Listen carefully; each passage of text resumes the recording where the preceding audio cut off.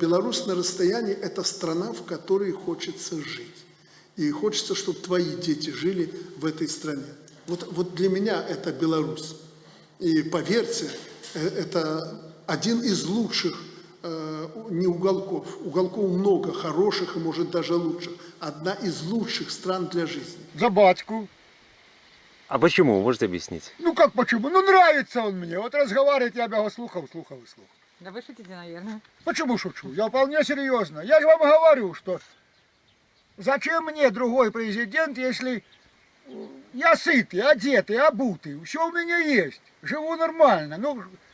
Ну, понимаете, я вам еще раз говорю, поставь другого, я не знаю, это мое мнение, лучше не будет, хуже да, Ясно. это может Ясно. быть, а лучше не будет.